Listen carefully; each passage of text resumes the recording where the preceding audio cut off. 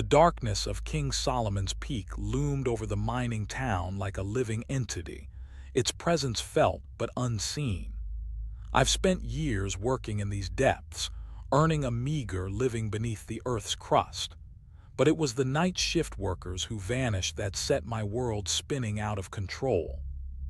The first to disappear was Jenkins, a grizzled old-timer with decades of experience. He'd been acting strange for weeks, always muttering to himself about the mark and the symbol. I thought he was just another miner's tale, but as the days passed and Jenkins didn't return home, a chill ran down my spine. Next was Rodriguez, then Patel, each one vanishing without warning or explanation. The mine's management brushed it off as a series of unfortunate accidents, but I knew better. There was something in those tunnels that wasn't of this world, something that drew men to their doom with an otherworldly allure. It started with small things, equipment malfunctioning, strange noises echoing through the shafts at night, and an unearthly feeling that we were being watched. But as the disappearances mounted, so did the sense of unease in our little community. We knew something was very wrong, but what no one could say.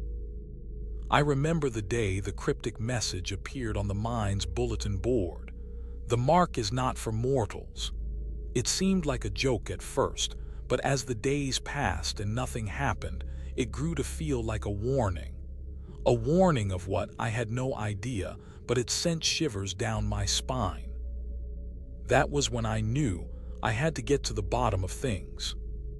The darkness that lurked beneath King Solomon's Peak had to be facing some kind of sinister force, one that was drawing men to their deaths like moths to a flame. And I was determined to uncover its secrets, no matter the cost. As I walked back to my truck, parked outside the mine's entrance, I couldn't shake the feeling that I was being watched. The sky above seemed to darken, as if night had fallen even though it was still daytime. I quickened my pace, eager to get away from the looming presence of King Solomon's Peak and its dark symbol. But as I looked back at the mine, I saw something that made my blood run cold. A figure standing in the entrance, watching me with eyes that glowed like embers in the dark. I couldn't shake off the feeling of unease as I drove back to town. The figure in the mine's entrance had vanished into thin air, leaving me with more questions than answers. But I knew one thing for sure. I needed a change of pace. A new job was just what I needed to take my mind off things. Little did I know that this new position would be the worst decision I'd ever made. The next day, I walked into the mine's HR office, greeted by a receptionist who looked like she'd rather be anywhere else. She handed me a folder with all the necessary documents and told me to fill out the paperwork. The name of the new employee was Alex. I didn't know why, but something about it felt off.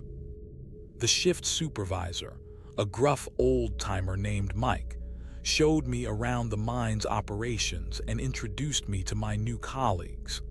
They all seemed friendly enough, but there was an undercurrent of tension that I couldn't quite put my finger on. It wasn't until we started discussing the project that I realized what was really going on. Project Echelon was a code name for a top-secret mining operation deep beneath King Solomon's Peak. The goal was to extract a rare mineral with unparalleled strength and durability, rumored to be capable of shattering even the hardest steel. It sounded like science fiction, but Mike assured me it was real and that I'd be working on the team. As I listened to the briefing, I felt my unease growing. Something about this didn't feel right. The more I learned about Project Echelon, the more I realized that we were playing with fire. This wasn't just a mining operation. It was a doorway to something far darker. When Mike handed me the project schedule, I saw that my first task was to investigate strange occurrences in the tunnels.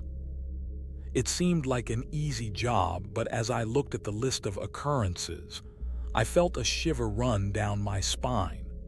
There were reports of equipment malfunctioning, strange noises echoing through the shafts, and disappearances. I couldn't believe it. This was the same mine where the previous night shift workers had vanished. Was it some kind of cursed place? And what did this have to do with Project Echelon? As I left the HR office, I felt like I'd just stepped into a nightmare from which I wouldn't wake up. I adjusted my gloves and checked the tools strapped to my belt. It was going to be a long night, but I was ready for it. As I walked towards the entrance of the mine, the fluorescent lights overhead seemed to flicker in unison with my heart rate.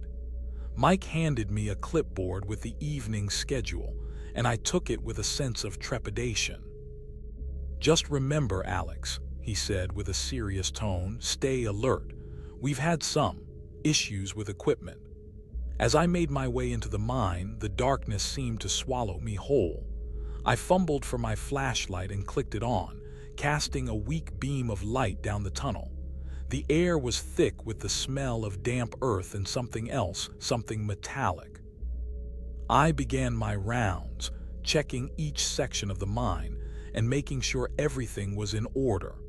But as I walked, I couldn't shake off the feeling that I was being watched.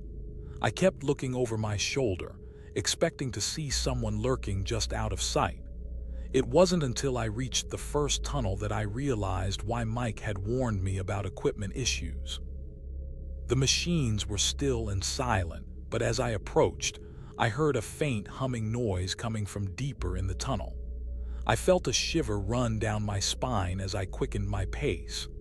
As I entered the tunnel, the humming grew louder, and I saw that it was coming from a large piece of equipment in the center of the room. It looked like some kind of generator, but I'd never seen anything like it before. Suddenly, the machine roared to life, bathing the room in a blinding light. When my eyes adjusted, I saw that the humming had stopped, and an eerie silence had fallen over the mine.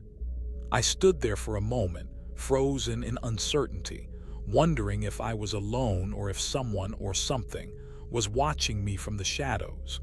It was then that I heard it, a faint whispering in my ear, "You shouldn't be here." The words sent shivers down my spine as I realized I wasn't alone in the mine. And whatever was with me, it didn't want me there. I radioed for backup, but as I waited for the team to arrive, I couldn't shake off the feeling that something was terribly wrong. The whispering in my ear had stopped, but an unsettling calm had settled over me. It wasn't until Mike called me into his office that I realized what I'd just witnessed might not have been a hallucination after all. His face was grave as he asked me to sit down and fill out the missing person report for Jenkins. I did as instructed, my hand shaking slightly as I wrote down the details of our last conversation. Mike handed me the form and told me that Jenkins had been on his way home from work when he failed to show up for dinner. No phone calls or messages from him, just a blank slate. The mine's management was stumped, but Mike suspected something might have happened during my shift. I felt a wave of guilt wash over me as I thought about what I might have seen. Could it be true that Jenkins had been taken by some kind of entity? Or was it all in my head? The more I thought about it, the more I realized that my experience in the mine wasn't an isolated incident. Others had reported strange occurrences, equipment malfunctioning, eerie whispers, and unexplained movements. It seemed like a pattern was emerging, one that made me wonder if we were dealing with something supernatural. Mike handed me a folder full of personnel files and asked me to review them for any connections between the missing workers. As I began to sift through the documents, I stumbled upon a peculiar entry. A worker named Sarah had been assigned to work on Project Echelon, but had quit abruptly after just 1 week. The note attached to her file mentioned unusual occurrences and unease. Could this be our first clue? I felt like I was unraveling a thread that would lead me straight into the heart of darkness. The cryptic message on the bulletin board seemed innocuous enough at first glance, a simple phrase scrawled in red ink. But as I read it again and again, trying to decipher its meaning, I felt a growing sense of unease. "They're waiting for you," it read. "Waiting for me." What did it mean? Was it a threat or a warning? The words seemed to shift and twist in my mind like a puzzle, refusing to yield their secrets. I felt like I was trapped in some kind of surreal nightmare, where the lines between reality and madness were blurred beyond recognition. As I stood there, frozen in indecision, I heard a faint rustling sound coming from behind me. I turned to see Mike standing in the doorway, his expression grave. "Alex," he said softly, "I think you should know something." He hesitated for a moment before continuing. "There's been another incident. Another worker has gone missing."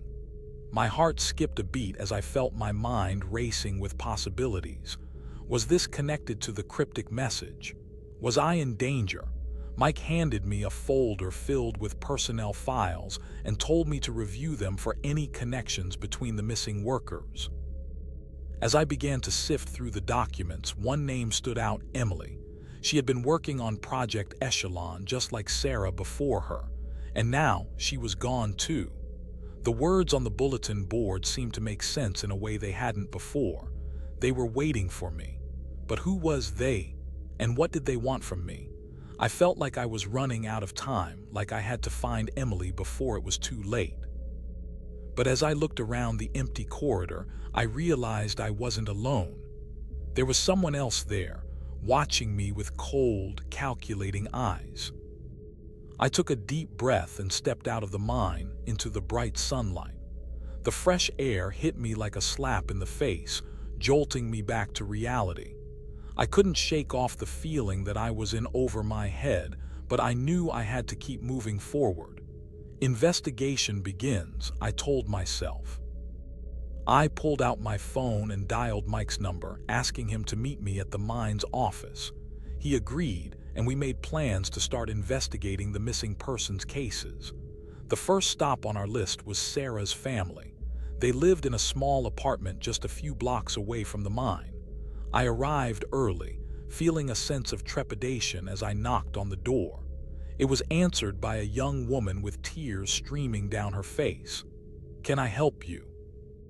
she asked gruffly. I introduced myself and explained that we were looking into Sarah's disappearance. She invited me in, and I followed her to the living room. The atmosphere was heavy with grief, but there was also a sense of determination emanating from the family. They wanted answers, and they were willing to do whatever it took to find out what had happened to their loved one. I pulled out my notebook and began to ask questions, trying to piece together the events leading up to Sarah's disappearance. The family told me about her last day at work, how she seemed nervous and on edge. They also mentioned that she had been acting strangely in the days leading up to her disappearance, as if something was bothering her. I made a mental note to look into Project Echelon further, wondering if there was more to the story than met the eye. As we finished our conversation, Mike arrived, looking like he'd just seen a ghost. "What's wrong?" I asked him, noticing the pale complexion and sunken eyes. He didn't need to say anything. I could see it in his expression. We both knew that this investigation was about to take us down a very dark road. As we made our way deeper into the mine, Mike and I stumbled upon a hidden entrance to an underground shaft. The air was stale and musty, and the walls were covered in a thick layer of dust. We exchanged a look, and without a word, we knew what had to be done. We lit some candles, and as the flickering light danced across the walls, I couldn't help but feel like we were being watched. Mike handed me a lantern, and I took it, my hand trembling slightly as I held onto it. The shaft was narrow, with steep walls that seemed to close in on us from both sides. We had to crawl on our hands and knees. the only sound being the soft crunch of gravel beneath our feet. As we moved deeper into the shaft, I noticed something strange. The walls were adorned with symbols, etched into the stone in a language I couldn't understand. Mike stopped suddenly, his head cocked to one side. "Do you hear that?" he whispered. I listened intently, but all I could hear was the sound of our own breathing. Suddenly, Mike's eyes went wide and he grabbed my arm, pulling me deeper into the shaft. "Look!" he exclaimed, his voice barely above a whisper. I followed his gaze to a small chamber at the end of the shaft. Inside, I saw something that made my blood run cold, a series of old mining logs, detailing the excavation of the mine and the discovery of an underground lake. But it was what lay beneath the surface of the water that caught my attention. A large, metal door, adorned with more symbols. Mike's eyes locked onto mine, and I knew without a doubt that we were about to uncover something that was meant to remain hidden. The air inside the chamber seemed to thicken, as if it was becoming heavier by the second. I could feel a malevolent presence lurking just out of sight, watching us with cold, calculating eyes. Mike's grip on my arm tightened and he whispered, "We need to get out of here."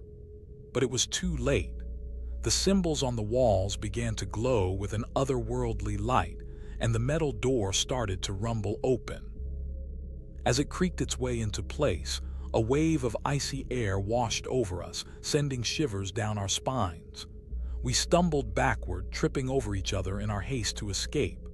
But as we turned to make a run for it, I felt a hand grasp my shoulder, spinning me back around. It was Emily, her eyes black as coal and her skin deathly pale. "You shouldn't have come here," she hissed, her voice like a rusty gate.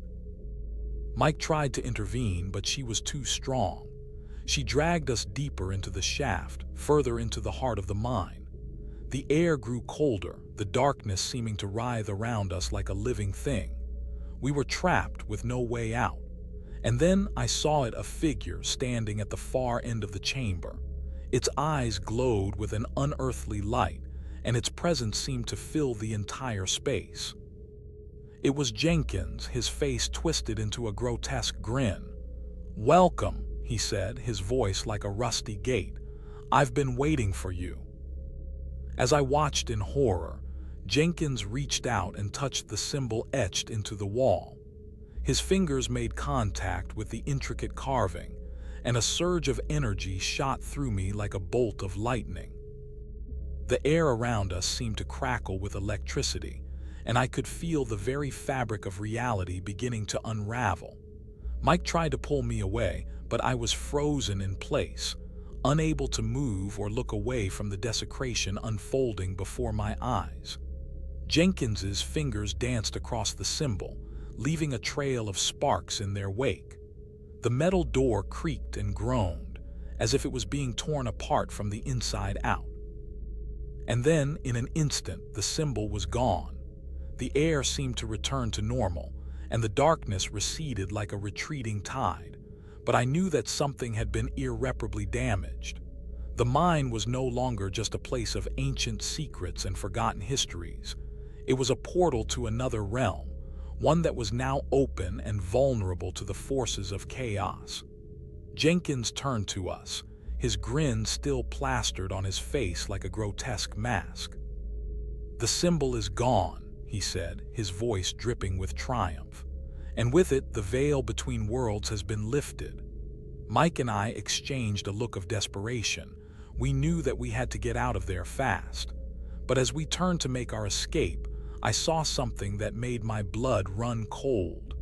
The symbol was not just gone, it was being replaced by another, one that seemed to pulse with an otherworldly energy. As we stood there, frozen in shock, the mine around us began to change. The walls, once covered in ancient symbols and markings, now seemed to be shifting and reforming before our eyes. The air grew colder, the darkness deepening into a palpable presence. And then, as if summoned by the desecration of the symbol, the workers who had been trapped in the mine for so long began to vanish. One by one, they disappeared into thin air, leaving behind only their empty uniforms and the echoes of their screams. Mike and I were the last ones left, stumbling through the darkness like blind men feeling our way through a maze. We knew we had to get out, but every step forward seemed to lead us deeper into the heart of the mine. The symbol on the wall pulsed with an otherworldly energy, drawing us closer with each passing moment. And then, just as suddenly as it had begun, everything went black. When I came to, Mike was gone. I was alone in the darkness, surrounded by the oppressive silence of the mine. The only sound was my own ragged breathing and the faint whisper of a voice calling out from the depths of the earth. "Find him," it whispered. "Find your friend." But as I stumbled forward, blindly feeling my way through the darkness, I knew that I was not alone in the mine.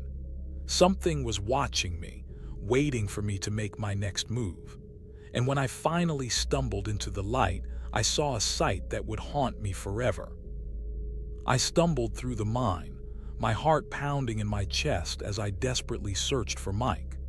The air was thick with dust and the smell of decay, and every step felt like a betrayal. But I couldn't give up. I had to find him. As I rounded a corner, I saw a figure standing in the distance. It was Jenkins, his eyes gleaming with a manic intensity as he watched me approach. "You'll never leave this place alive," he spat, his voice dripping with venom. I tried to run, but my legs were like lead. Jenkins advanced on me, his hands grasping for me like claws. And then, just as suddenly as it had begun, everything stopped. The mine was silent, the only sound the heavy breathing of Jenkins and me. "Why?" I asked him, my voice barely above a whisper. "Why did you do this? Why did you bring Mike here?"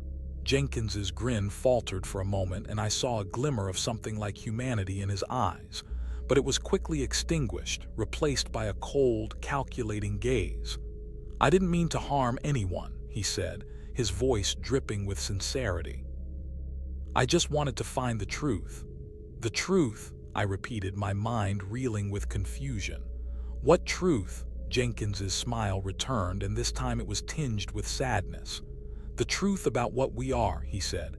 "We're not miners or explorers or even humans. We're something more, something ancient." As he spoke, the mine around us began to shift and change, the walls melting away like wax in a furnace. And then I saw it. A vast expanse of nothingness stretched out before me, a void that seemed to pulse with an otherworldly energy. "This is the truth," Jenkins said, his voice barely above a whisper. "And you're part of it now." I stood at the edge of the void, staring out into the abyss. The darkness seemed to be pulling me in, drawing me closer with an otherworldly force. I felt my mind begin to unravel, thread by thread. Mike was gone, lost forever in the depths of the mine, and I was left alone, adrift in a sea of madness. Jenkins's words echoed in my mind, "You're part of it now."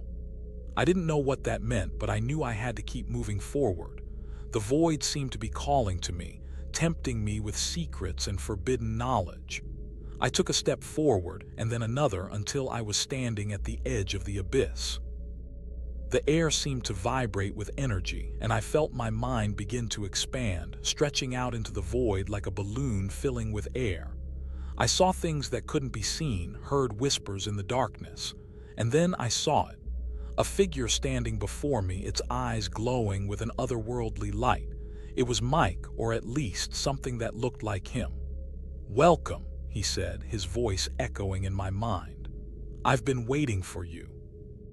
I felt a sense of déjà vu wash over me, as if I had seen this moment before.